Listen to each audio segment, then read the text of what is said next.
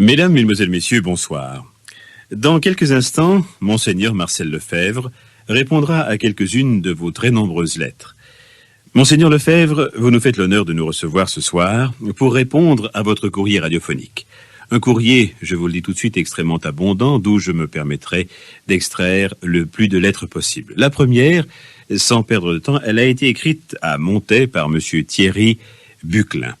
Monseigneur, vous dit-il, on ne peut pas nier que ce qui a permis l'évolution malheureuse de beaucoup de mouvements porteurs à l'origine de grands espoirs, tels que l'avéroïsme, la réforme ou le jansénisme, c'est le manque, à un moment donné, de remise en question, de purification, d'autocritique constructive.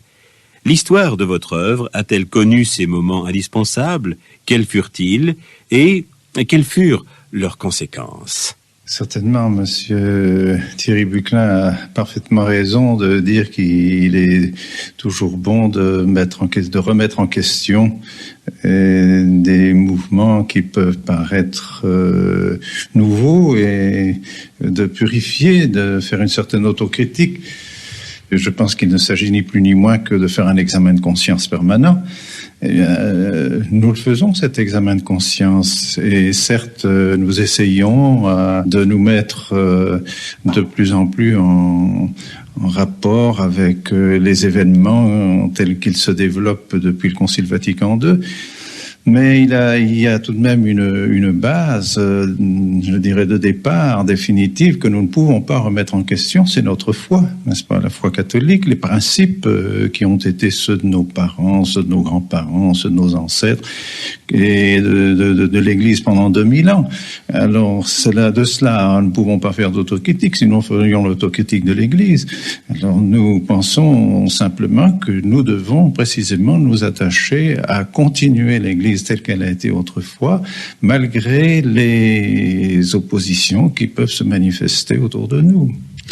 Monseigneur, votre environnement familial, lorsque vous étiez enfant, je crois, a fait beaucoup pour cette obéissance, pour ce sentiment de grand respect vis-à-vis, si vous voulez, de tout ce qui vient du passé. Sans doute. J'étais d'une famille qui aimait les principes traditionnels, l'ordre, la discipline, mais je pense que ce sont tout de même avant tout mes études au séminaire qui m'ont attaché à l'enseignement des papes, à l'enseignement des souverains pontifes, à l'enseignement de l'Église, où j'ai trouvé un grand réconfort dans mes études, dans toute ma vie sacerdotale et ma vie épiscopale. Et je ne vois pas pourquoi, je dirais, après 30 ans de vie sacerdotale, j'aurais tout à coup brusquement changé de position et que je me serais presque retourné vers ce que j'ai cru précédemment. Monseigneur, nous allons passer à la deuxième lettre de ce courrier. C'est mademoiselle Jeanne-Marie Dubois, rue Tabazan 9, 1204 à Genève, qui vous l'a fait parvenir. Elle vous dit, vous prétendez vous réclamer de la tradition.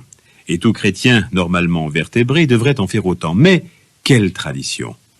Nous vous devons d'avoir mis l'accent sur ce qui constitue le patrimoine liturgique du chrétien, ouvrant les yeux notamment sur quantité d'extravagances, chirurgie des textes, improvisation eucharistique, aplatissement ou déviation de sens, qui compromettent le dogme et la foi catholique reçue des apôtres.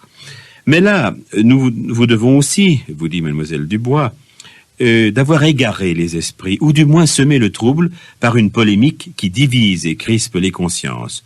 Ce n'est pas parce qu'on s'exprime en latin, ni parce qu'on revendique une doctrine qui fut élaborée en latin, qu'on se situe ipso facto dans la tradition. Mademoiselle Dubois vous dit, Monseigneur, l'enjeu est ailleurs. Je dirais que j'approuve ce que dit mademoiselle Dubois, en ce sens que, précisément, notre combat se situe sur le terrain du dogme et de la foi.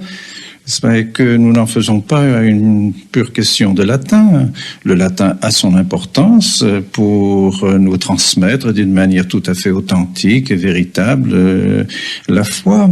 et le dogme, mais ce n'est pas une question essentielle. Éventuellement, je ne verrai pas une impossibilité à ce que toute la première partie de la messe, par exemple, soit dite en langue vernaculaire, au moins une fois de temps en temps, pour que les assistants puissent peut-être mieux la comprendre. Mais ce n'est pas une question, encore une fois, purement de latin. Ce qui importe, c'est précisément, c'est que notre liturgie est orientée vers un œcuménisme qui l'approche trop définitivement du protestantisme. Et justement, monseigneur, vous avez eu des mots assez durs quant au protestantisme. Vous êtes tout à fait opposé à l'œcuménisme. Eh bien, voyez, je pourrais dire également que j'ai reçu de nombreuses lettres de pasteurs protestants et de protestants qui me félicitent de ma position. Et j'ai eu l'occasion de faire à Lausanne une conférence à de jeunes étudiants protestants qui m'ont félicité de cette fermeté dans la tradition, parce que je pense que parmi les protestants, il faut distinguer entre ceux qui ont encore une estime profonde de leur religion et qui, je dirais, sont des pratiquants, comme nous pourrions dire, et que d'autre part, il y en a qui sont très libéraux. Alors pour les protestants libéraux, il est évident que, enfin, nous sommes des opposants, nous sommes des gens qui ne font pas d'œcuménisme, mais pour les protestants qui ont une tradition aussi, ils se rendent très bien compte que si nous abandonnons la tradition, eux également finiront par l'abandonner.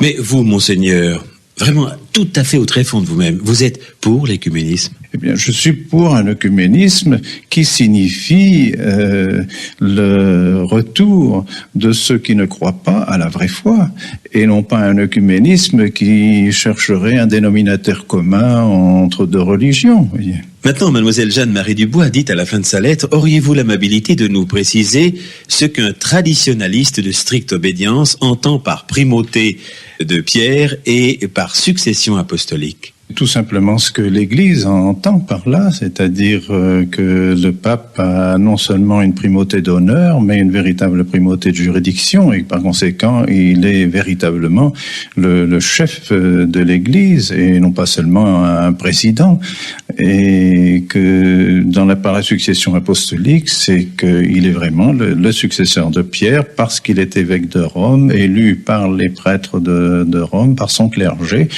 et donc absolument, nous entendons, nous, exactement ce que l'Église a toujours entendu au sujet du successeur de Pierre. Et c'est parce que nous voulons que le successeur de Pierre soit un vrai successeur de Pierre et non pas un successeur de Lamennais ou de Loisy ou de Teilhard de Chardin que nous avons des difficultés à accepter tout ce que nous entendons du pape aujourd'hui. Donc pour vous, c'est une question, disons une question d'homme avant toute chose. Bien certainement. Nous sommes attachés au pape comme peut-être aucun d'autre ne l'est. Je ne veux pas faire de comparaison, mais enfin, nous sommes tout à fait attachés au siège de Pierre et nous souhaitons que le successeur de Pierre soit vraiment successeur de Pierre. Et encore une fois, qu'il ne se laisse pas entraîner vers des idéologies que ses prédécesseurs ont condamnées. Nous allons maintenant, monseigneur, passer à la notion de la messe, une notion qui vous est extrêmement chère, par la lettre de mademoiselle Blanche Dufour qui habite Carouge. Elle dit: je vous exprime mon admiration pour le courage et la ténacité dont vous faites preuve en célébrant avec une indéfectible fidélité la messe traditionnelle de Pie V, face à l'anarchie démoralisante du nouvel ordre. La messe traditionnelle ressuscite l'enthousiasme religieux de ma jeunesse, vous dit mademoiselle Blanche Dufour. Eh bien, monseigneur Lefebvre, le moins qu'on puisse dire est que cette messe de Pie V tient une place immense dans votre lutte pour le respect de la dite messe. Exact. Nous sommes vraiment attachés à cette messe dite de Saint Pie V, car le terme n'est pas tout à fait exact. N'est-ce pas? On compare quelquefois la messe de Paul VI et la messe de Saint Pie V. Or, je crois qu'il y a une différence fondamentale. La messe dite de Saint Pie V n'est pas la messe de Saint Pie V. Et le pape n'a fait que dégager la messe d'apports successifs qui l'encombraient et à retrouver la messe que déjà Saint Grégoire connaissait, Saint Grégoire le Grand. Et d'ailleurs, le pape Paul VI lui-même, dans son introduction à son nouvel ordo, le dit explicitement. Donc, c'est une messe très ancienne et une messe que l'Église a dite pendant de nombreux siècles. Et c'est parce que la nouvelle messe, encore une fois, a un aspect très œcuménique, et la meilleure preuve, c'est qu'il y avait des protestants qui étaient là pour en faire les modifications. Alors, il me semble que c'est cela qui nous préoccupe. Nous avons nettement l'impression que la nouvelle messe, n'est-ce pas, nous emmène aussi vers l'équivoque et vers le protestantisme. Et la meilleure preuve, c'est que les protestants eux-mêmes acceptent maintenant de dire cette messe nouvelle, alors qu'ils n'acceptent pas de dire la messe dite de Saint Pie V. Est-ce qu'on peut parler précisément, comme dit mademoiselle Dufour, d'anarchie, le mot me semble assez fort, d'anarchie démoralisante dans le nouvel ordre? Je crois que c'était exact dans certaines régions. Je ne pense pas que ce soit vrai dans tous les pays, mais en tout cas, on peut dire qu'en France, avec je crois 420 ou 450 nouvelles prières eucharistiques qui viennent d'être éditées avec une publicité importante dans l'Ami du clergé, j'estime que là nous sommes en pleine anarchie. Pensez-vous précisément que cette messe traditionnelle, contrairement au nouvel ordre, recrée cet enthousiasme religieux sans lequel dans le fond, on ne peut rien faire? Eh bien, je pense que pour ceux qui en douteraient, ils devraient se rendre à Saint-Nicolas du Chardonnay aujourd'hui à Paris pour aller voir ces fidèles qui de partout viennent pour assister à ces messes anciennes et qui retrouvent vraiment la foi de leur enfance, parce que ils retrouvent le sacré, ils retrouvent le mystère. Or, on a besoin de ce mystère quand on prie, parce que Dieu est un mystère. Alors, on rencontre Dieu vraiment dans la messe ancienne, parce qu'il y avait ce silence du canon, il y avait ce recueillement, ces gestes que faisait le prêtre, qui signifiaient une présence de Dieu véritable. Et je pense que c'est ça qui suscite l'enthousiasme des gens, tandis qu'au contraire, la nouvelle messe, qui est tout entière parlée, finit par avoir une certaine platitude, une certaine profanation, je dirais, du mystère que les gens ne goûtent pas du tout. Lorsque vous étiez en Afrique, lorsque vous étiez à Dakar, la messe que vous disiez était la messe traditionnelle, bien entendu. Et savez-vous comment, précisément, le nouvel ordre, la nouvelle messe est accueillie maintenant par ces populations que vous avez bien connues et avec lesquelles vous avez certainement gardé encore des liens? Eh bien, je suis certain, parce que je l'ai entendu de la bouche même d'indigènes, que cette nouvelle messe leur pose de graves problèmes, parce qu'étant en langue vernaculaire, chacun veut l'avoir dans sa langue. Or, vous savez certainement qu'en Afrique, il y a une multiplicité infinie de langues, si bien que dans des villes comme Dakar, il faudrait dire 10 messes différentes le dimanche matin, en 10 langues différentes, pour plaire à tous les gens qui assistent à la messe, parce qu'ils sont très mécontents d'être obligés d'assister à la messe dans une langue qui n'est pas la leur maintenant. Alors qu'autrefois, en latin, ces gens chantaient parfaitement le grégorien, chantaient parfaitement le latin, et on peut demander au président Senghor du Sénégal, il a regretté infiniment, et je crois qu'il l'a dit lui-même au Saint-Père, au cours d'une audience, qu'on ait supprimé tous ces chants qui unissaient toutes les races et toutes les tribus ensemble. Nous allons peut-être, Monseigneur, prolonger la lettre de cette demoiselle par celle que vous a envoyée l'abbé Joseph Plancherel, rue de Morat 242 à Fribourg. Il vous dit: ne pensez-vous pas que, en conservant le rite de Saint Pie V, on passe à côté de richesses bibliques considérables? Ainsi, depuis 1969, le cycle des lectures du dimanche s'étend sur 3 ans. Chaque année, durant ces 3 ans, on lit les extraits d'un autre évangile, ce qui n'était pas le cas auparavant lorsque les mêmes lectures revenaient chaque année. Eh bien, je pense qu'il y a une partie de vérité dans ce que dit monsieur l'abbé Blanchel. en ce sens que il est bon que les fidèles connaissent davantage les épîtres et les évangiles, mais je ne sais pas si l'application à la messe comme il le fait est bien souhaitable, parce que les messes, n'est-ce pas, étaient des messes particulières d'un saint, d'un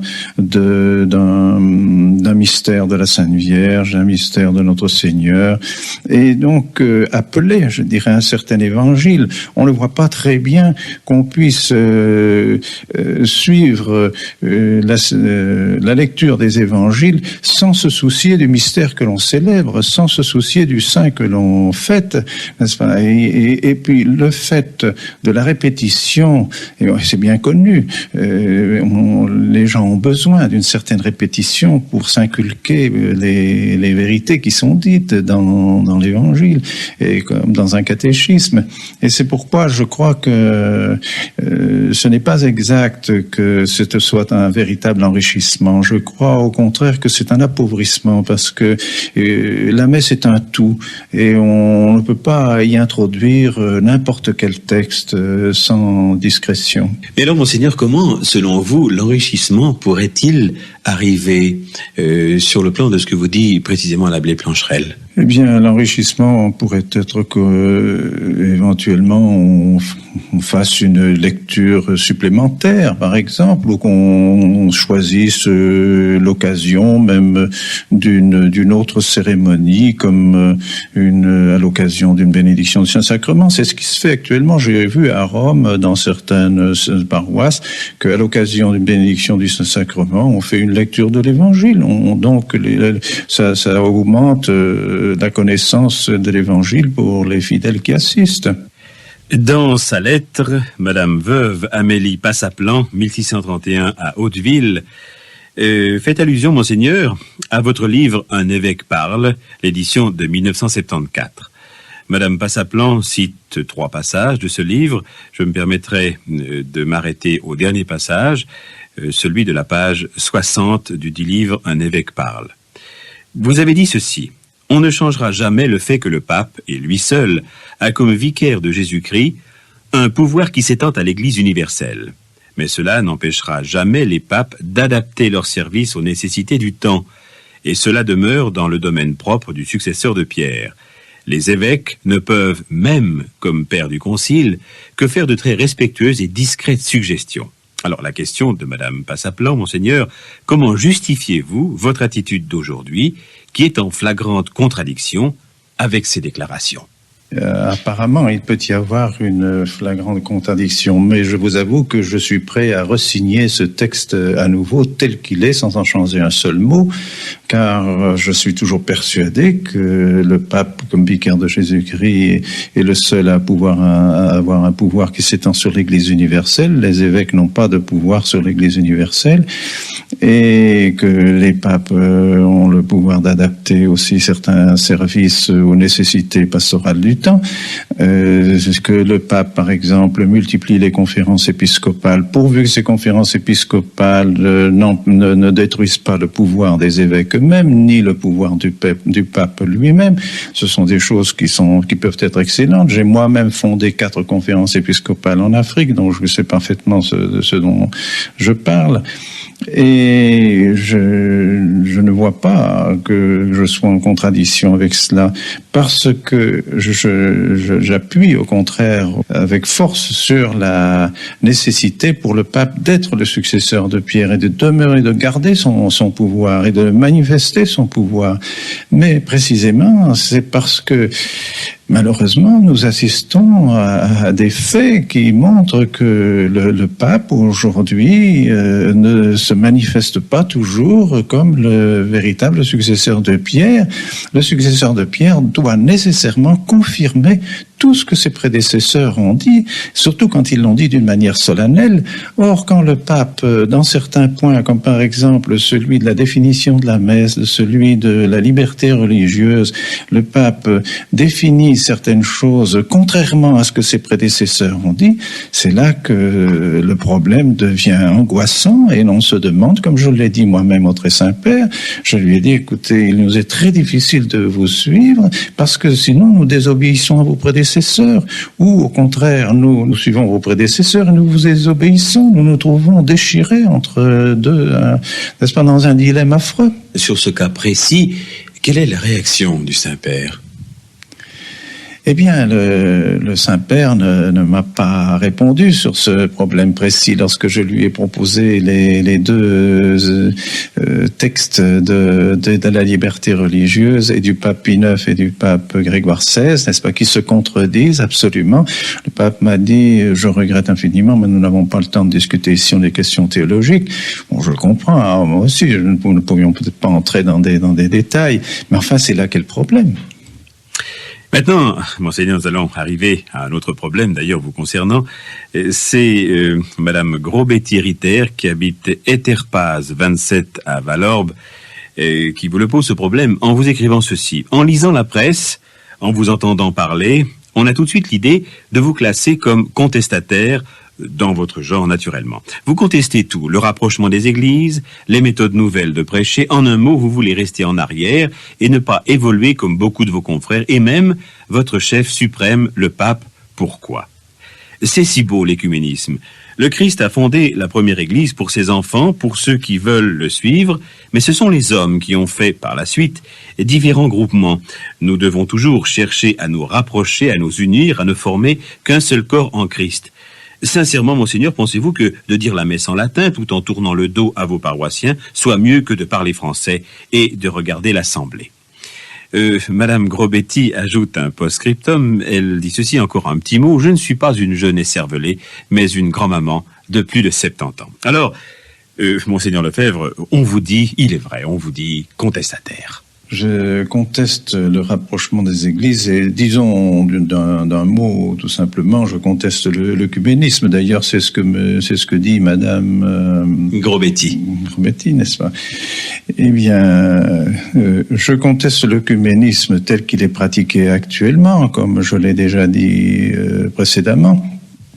Parce que j'estime que c'est faire une espèce de syncrétisme entre les religions, ce n'est plus affirmer sa foi. Et encore une fois, je ne pense pas que la plupart des protestants désirent que les catholiques prétendent croire comme les protestants, avoir la même foi, avoir le même baptême, avoir le même évangile. Ce n'est pas exact. Les protestants savent très bien que nous n'avons pas le même évangile, au moins dans certaines parties de l'évangile. Ils savent très bien que nous n'avons pas la même conception du baptême, la même conception de la messe, la même conception du pouvoir du pape. Ils le savent très bien. Pourquoi dire alors aux protestants que maintenant il n'y a plus qu'une différence, nous entendons sur tout, nous pouvons nous unir sur tout, n'est-ce pas, et nous pourrions très bien en finir avec nos divisions. Nous souhaitons finir avec les divisions, mais pas dans la confusion. Maintenant, lorsque Madame Gros-Betty vous dit à ce sujet, Monseigneur, le Christ a fondé la première église pour ses enfants, pour ceux qui veulent le suivre, mais ce sont les hommes, et les hommes eux seuls, qui ont fait par la suite différents groupements. Madame affirme là une idée tout à fait protestante. Les catholiques n'admettent pas cela. Les catholiques disent que c'est notre Seigneur Jésus-Christ qui a fondé l'Église, qu'il a fondé sur Pierre, précisément, qu'il a fondé sur les apôtres. Alors il a donc fait une société, que c'est pas nous qui l'avons faite, nous devons donc l'accepter comme il l'a fondée et la garder telle qu'il l'a instituée. Monseigneur, lorsqu'on évoque votre figure, il arrive, je l'ai entendu dire d'ailleurs, que l'on vous compare à Luther. On a dit Luther ne refusait absolument le pape et Monseigneur Lefebvre refuse le pape. C'est vrai, j'ai entendu même un prêtre me le dire il y a peut-être un an, qui était venu ici me rencontrer et m'a dit « vous faites comme Luther ». Eh bien, je pense que c'est tout à fait inexact, parce que Luther contestait le pouvoir du pape et l'institution du pape elle-même, et disait que le pape c'était le diable, tandis que c'est tout à fait, je ne dis absolument pas cela. Nous sommes à 100% pour le pouvoir du pape et pour l'institution du successeur de Pierre, mais ce que je conteste et ce que je regrette, c'est que le pape, par peut-être un instinct débonnaire ou par une espèce de négligence peut-être dans l'exercice de son pouvoir, ne maintient pas avec fermeté précisément la foi catholique et finit par laisser l'Église s'engager dans des voies qui l'amènent vers l'hérésie, vers le protestantisme. Monseigneur, vous êtes contre le fait précisément que le pape dialogue avec, si vous voulez, le peuple. Si dialogue signifie essayer de faire un compromis entre les différentes religions, oui, je suis con. On fait pas de compromis dans la vérité, de la vérité avec l'erreur. Mais si le dialogue signifie, enfin, essayer de se comprendre et ensuite d'amener à la vérité, à la seule vérité qui est le seul bien, aussi bien pour les deux personnes qui dialoguent, amener à la vérité celui qui n'est pas dans la vérité, je pense que c'est de la charité, ça. Et maintenant, Monseigneur, un étudiant de Hauteville, 1631 Hauteville, oui, Monsieur Étienne Castella, vous envoie une lettre et une photocopie de très nombreux articles. Alors, je vous lis ce qu'il vous dit. Dans la contre-réforme catholique de février 1977, l'abbé de Nantes, qui est connu pour son opposition au pape actuel, sa sainteté Paul VI, conteste le pouvoir de juridiction de Monseigneur Lefebvre et des prêtres ordonnés par lui récemment. Il n'accepte pas non plus, lui qui est un spécialiste du droit canon, l'argumentation donnée par Monseigneur Lefebvre à la salle de la Mutualité à Paris. Il dit, pareille démonstration est hélas sans valeur. Le code de droit canonique connaît des circonstances extraordinaires, objectives, c'est-à-dire précisées par le droit, incontestables, forcément reconnues par l'autorité épiscopale ou romaine. Le code prévoit justement des circonstances pour interdire toute interprétation subjective et mettre un terme au sens personnel, prompt à trouver des biais pour échapper à la juridiction épiscopale ordinaire. Ainsi est-il reconnu, vous dit toujours M. Castella, que tout prêtre, même irrégulier, a le droit de conférer les sacrements du salut à une personne en danger de mort positif et prochain.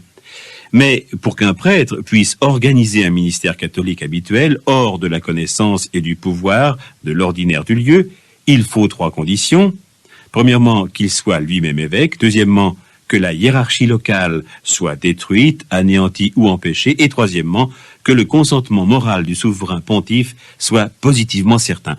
Monseigneur Lefebvre remplit personnellement la première de ces conditions, mais non les autres. Alors, Monseigneur Lefebvre, selon l'abbé de Nantes, les sacrements de pénitence et de mariage que vous pouvez donner, ainsi que les prêtres ordonnés récemment par vous, sont certainement invalides. Alors, pourquoi continuer ? Oui, c'est certainement une question d'actualité très importante pour nous.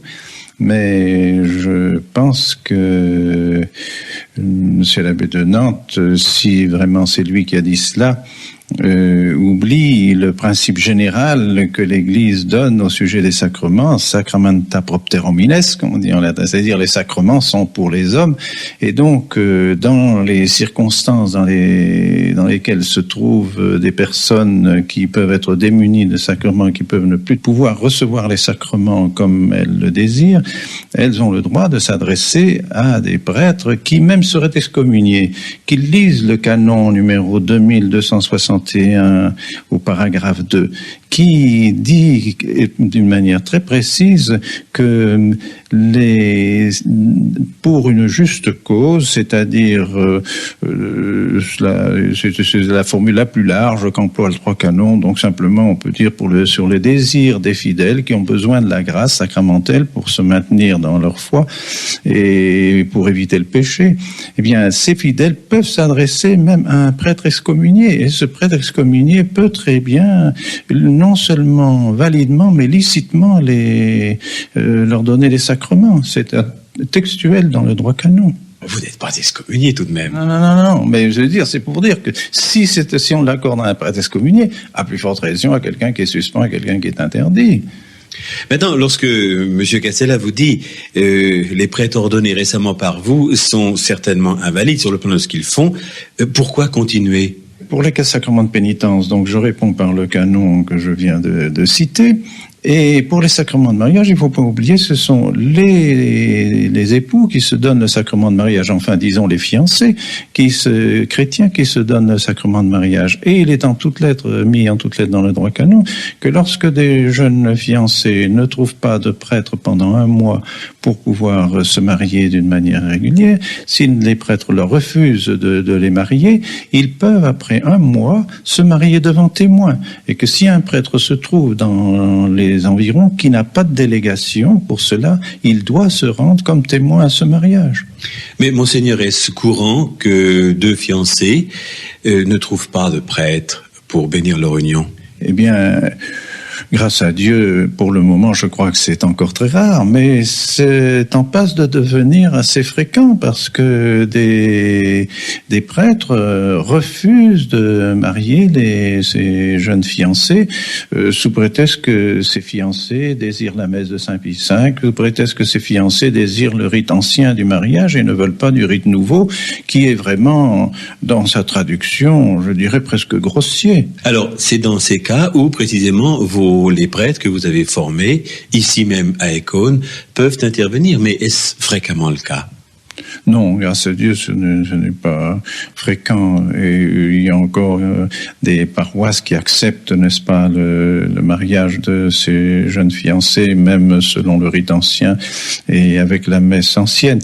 Mais, comme je vous le dis, ça pourrait venir, dans la mesure d'ailleurs où les prêtres vont disparaître, et les prêtres sont de moins en moins nombreux, dans la mesure où les prêtres font des cérémonies qui deviennent de plus en plus sacrilèges.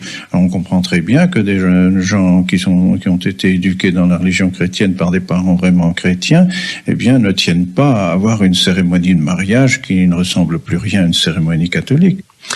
Jean-Marc Zuffray, monseigneur, est également étudiant. Il habite chemin des Amandiers 62, 1950 à Sion. Il vous dit, ne pensez-vous pas, monseigneur, que votre action est plutôt négative, que l'espérance y paraît absente? Il vous dit un peu plus loin, que penser du livre Les fumées de Satan, Songes des racontards? La situation en France serait-elle si grave que vous seriez le seul fidèle parmi les successeurs des apôtres? Et enfin, monsieur Jean-Marc Zuffray vous dit que penser d'autre part de l'affirmation répandue par les masses-médias que votre action est une affaire financière appuyée par l'extrême droite. Alors, monseigneur, l'espérance est-elle absente de votre action? Si M. Zuffray, avait l'occasion de venir à Écône, je crois qu'il verrait immédiatement que l'espérance n'est pas absente de notre maison, parce que cette jeunesse est pleine d'enthousiasme et pleine du désir de s'instruire, de devenir prêtre et de faire de l'apostolat ensuite. Et Dieu sait si aujourd'hui les groupes se multiplient à l'infini qui nous demandent des prêtres. Si j'en avais 100 ou 200 à ma disposition, j'aurais aucune difficulté à les placer. Par conséquent, nous sommes loin de manquer d'espérance. Et par le fait que nous nous trouvons appuyés sur toute une tradition de 2000 ans, comment peut-on penser qu'on se trouverait sans espérance alors que l'Église a bien vécu pendant ces 2000 ans remplis d'espérance? Maintenant, monseigneur Jean-Marc Zuffray vous dit, que penser du livre Les fumées de Satan, Songes des racontards? La situation en France serait-elle si grave que vous seriez le seul fidèle parmi les successeurs des apôtres? Oui, je ne pense pas que ce sont des racontards, malheureusement. Cependant, je dois vous dire que j'ai commencé à lire le livre, mais cette accumulation de faits les uns après les autres donne presque la nausée. Je n'ai pas eu le courage de le finir, et je pense qu'on aurait eu avantage, et surtout M. Michel de Saint-Pierre, qui est un auteur remarquable, un écrivain remarquable, aurait eu avantage à présenter ces faits et à ne pas les citer comme ça les uns après les autres sans aucun commentaire. C'est vraiment pénible à lire. Jean-Marc Zuffray termine sa lettre avec une petite phrase qui, dans le fond, résume bien des questions que l'on se pose à votre sujet, Monseigneur. Que pensez, d'autre part, vous dit-il, de l'affirmation répandue par les masses médias que votre action est une affaire financière appuyée par l'extrême droite? Oui, c'est une objection qui nous est faite souvent et récemment je ne sais pas si ce bruit venait de Rome. On prétendait que nous étions soutenus par 3 groupes de banques allemands, suisses et américains. Eh bien, j'invite les personnes qui disent des insanités de ce genre, qu'elles viennent voir mon économe ici à Ecône, et il leur montrera tout le nombre de petits chèques que nous recevons et qui viennent de personnes peu fortunées, mais qui nous envoient régulièrement leurs cotisations, persuadés que nous faisons vraiment une œuvre qui leur sera utile. Monseigneur, on dit aussi, je l'ai entendu dire ça, Jean-Marc Zuffray ne le dit pas dans sa lettre, mais on dit que de nombreux séminaristes sont des gens fortunés. Mais je crois savoir d'autre part, pour avoir lu certains de vos ouvrages, que précisément à Ecône, vous avez des séminaristes qui ne sont pas du tout des gens fortunés. En tout cas, une bonne moitié d'entre eux sont, disons, de petites gens. Oui, c'est tout à fait exact, puisque à peu près la moitié ne peuvent pas payer leur pension, et il n'est pas question pour nous d'exiger le paiement de leur pension. Grâce à Dieu, justement, nous avons des bienfaiteurs qui viennent en aide pour payer la pension de ces séminaristes, et un bon nombre sont d'origine tout à fait modeste, et nous sommes très heureux de les accueillir chez nous. C'est à Vuibrois qu'habite Monsieur Frédéric Favet, Vuibrois 1599, dans le canton de Vaud. Il vous dit: étant chrétien protestant, j'ai suivi avec intérêt vos démêlés avec le Vatican. Pourquoi, Monseigneur Lefebvre, avez-vous choisi la Suisse et Ecône pour y fonder votre séminaire? Alors que catholiques et protestants font de gros efforts pour mieux se comprendre, pourquoi cherchez-vous à imposer une autre voie? N'y a-t-il pas assez de dissension entre eux? La tolérance, qui devrait être une des qualités premières des hommes de foi, semble être inconnue chez vous. Alors, l'enseignez-vous dans votre séminaire? Alors, Monseigneur, on peut se poser la question, beaucoup d'auditeurs vous l'ont posé d'ailleurs par écrit, pourquoi avoir choisi la Suisse et plus particulièrement Ecône pour votre séminaire? Monsieur Frédéric Favet, s'il avait lu la petite brochure que nous avons fait paraître sur Ecône Porte Ouverte, aurait eu de nombreux détails sur l'histoire de notre fondation. Et il m'est impossible ici de donner évidemment toute l'histoire de notre établissement à Fribourg. Mais je pense que ces occasions ont été des occasions pour moi que je considère comme providentielles, c'est-à-dire que je connaissais très bien Monseigneur Charrière, qui était venu à Dakar et qui a été mon hôte pendant 15 jours. J'avais fait visiter le Sénégal et les Suisses du Sénégal, et nous avions beaucoup sympathisé.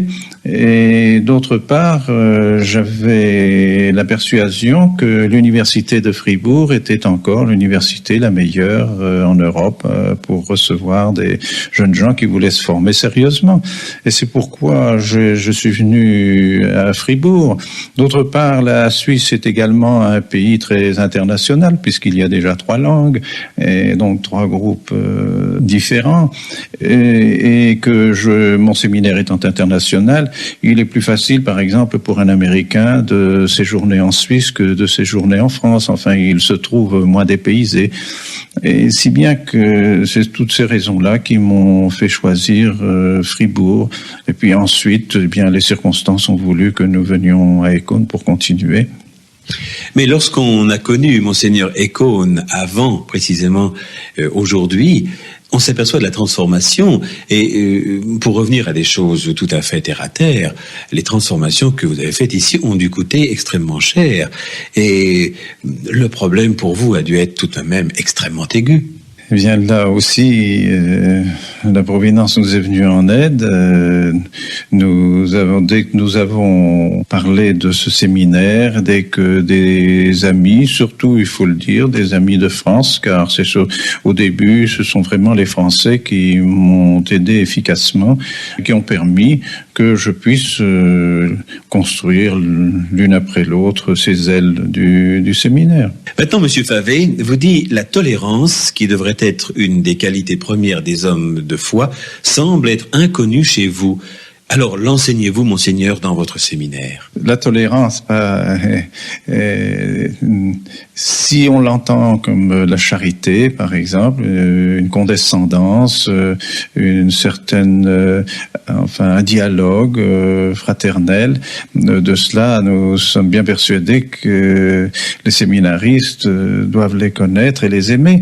Si la tolérance, c'est la compromission avec l'erreur, par exemple, la vérité ne tolère pas l'erreur, elle est intolérante pour l'erreur par elle-même. C'est pas de ma faute, c'est pas moi qui en suis la cause, mais le bon Dieu peut pas tolérer le démon, par exemple, j'en peux rien, c'est comme ça. Et puis les ténèbres ne s'accordent pas avec la lumière, quand la lumière vient, les ténèbres s'en vont, la lumière est pas tolérante pour les ténèbres, j'y peux rien. Mais autre chose, c'est la charité, la compréhension, la douceur, et ça, je pense que je m'efforce d'inculquer ces vertus qui sont des vertus chrétiennes à mes séminaristes. C'est ça.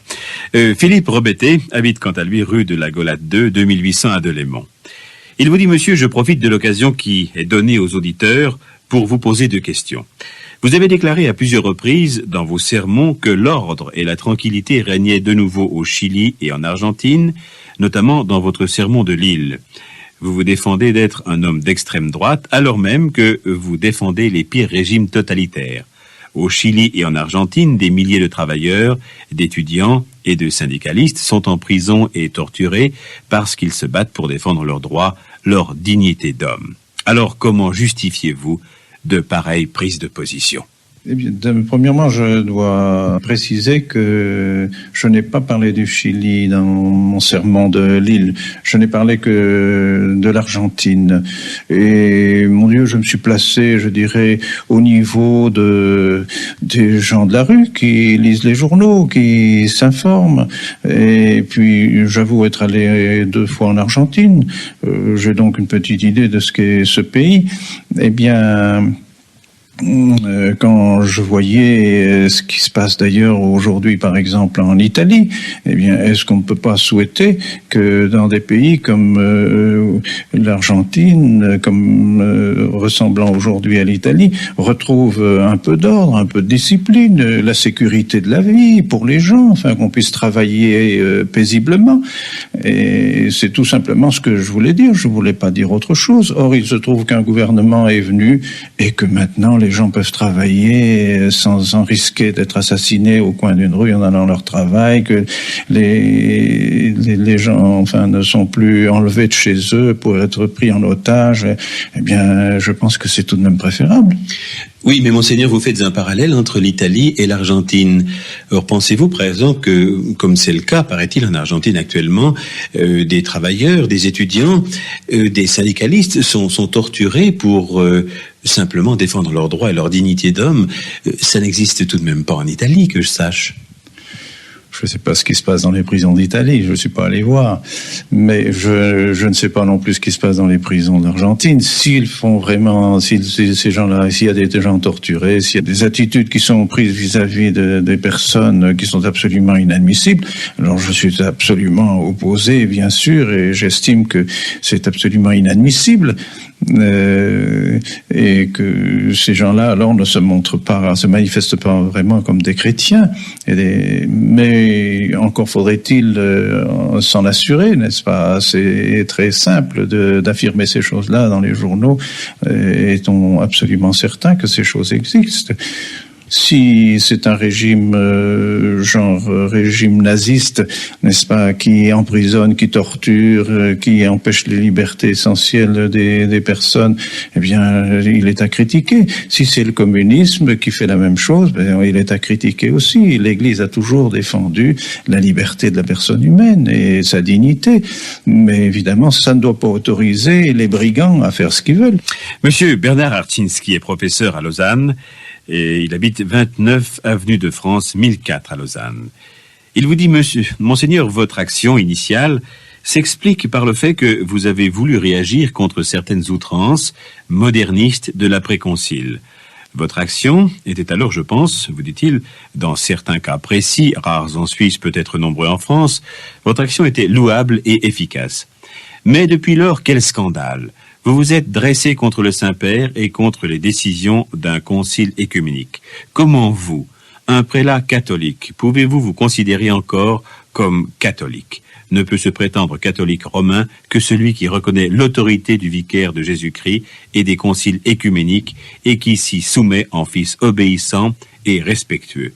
Vous commettez le péché luciférien par excellence, le péché d'orgueil. Alors, Monseigneur Lefebvre, lorsque M. Arczynski parle du concile, je crois savoir que vous n'avez pas nié en bloc tout ce qui s'est dit, ce qui s'est écrit et ce qui s'est signé au Concile Vatican II. Oui, parfaitement.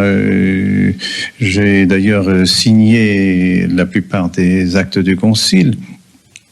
Et il est vrai que si j'avais pu, j'aurais modifié certaines phrases, mais enfin, j'ai tout de même donné mon accord, en définitive, sauf les deux derniers, la liberté religieuse et celui qui concerne l'Église dans le monde, qui, à mon avis, sont les deux déclarations qui sont les plus graves et qui ont le plus de conséquences actuellement.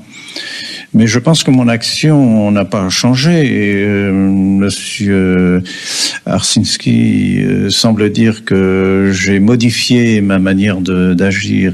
Mais non, j'ai tout simplement estimé que dès le Concile déjà et après le Concile, il y a eu des principes fondamentaux de l'Église qui ont été touchés et qu'il lise d'ailleurs ma petite brochure sur J'accuse le Concile. Il verra que ce que je disais en 1965-66, suite après le Concile, correspond exactement à ce que je pense maintenant.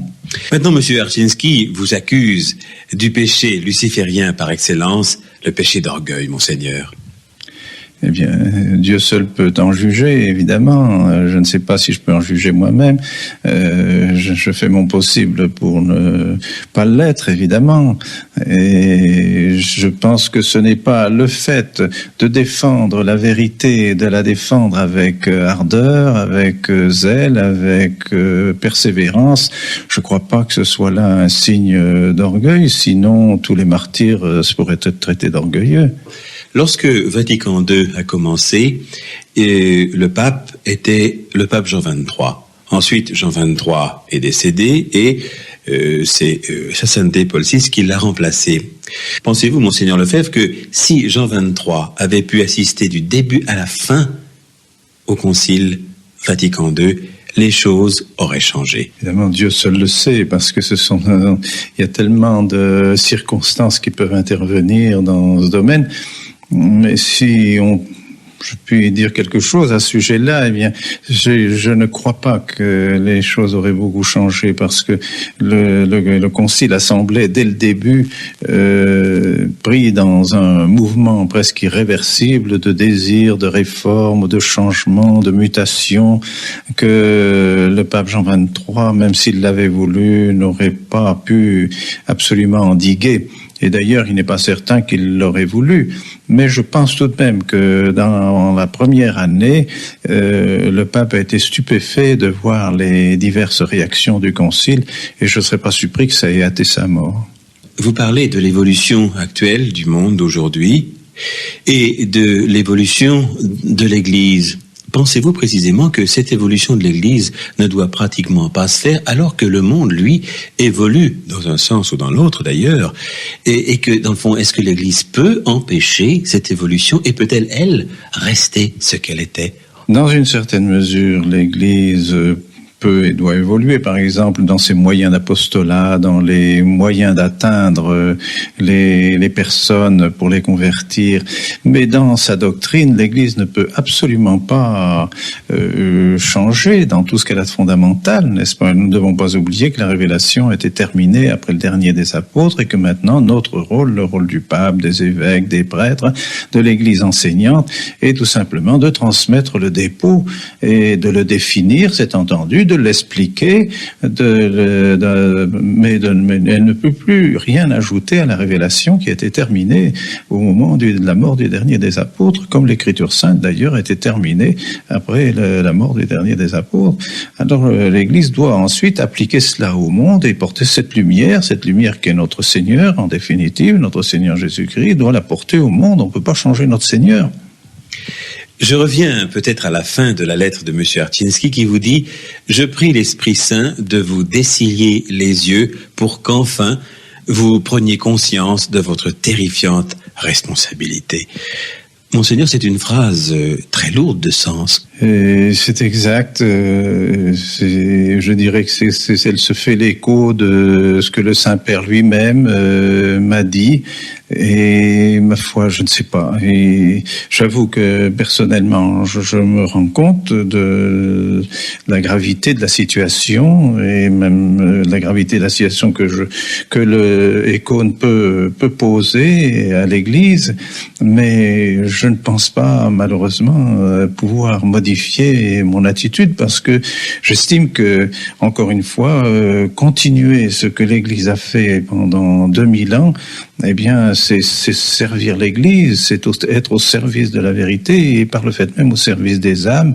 Et par conséquent, je n'ai pas conscience vraiment de faire ni une division, de créer une division, ni de faire du tort à l'Église. Bien au contraire, je suis persuadé qu'un jour, on reconnaîtra que ce qui a été enseigné par tous les souverains pontifes, eh bien, doit continuer à l'être. Monseigneur Lefebvre, nous avons passé 1 heure ensemble et j'ai eu l'impression d'être en compagnie d'une personne dont il émane une certaine plénitude. Alors, j'aimerais vous demander si vous avez l'impression d'être un homme heureux, Monseigneur. Je suis fondamentalement et essentiellement heureux. Comme ça, avec conviction de continuer ma vocation sacerdotale et ma vocation épiscopale comme je l'ai toujours fait. Je n'ai pas changé et c'est précisément parce que je n'ai pas changé que je me trouve dans la situation dans laquelle je me trouvais quand j'étais jeune prêtre et jeune évêque. Alors je ne vois pas pourquoi je serais plus malheureux maintenant que je l'étais à ce moment-là. Mais ce qui ne veut pas dire évidemment que je ne souffre pas de tout ce qui se passe dans l'Église et même, je dirais, de cet éloignement apparent avec les autorités de Rome, n'est-ce pas? Combien je souhaiterais pouvoir être en plein accord avec tout ce que fait Rome. Je ne souhaite que cela et j'espère que un jour les choses s'arrangeront.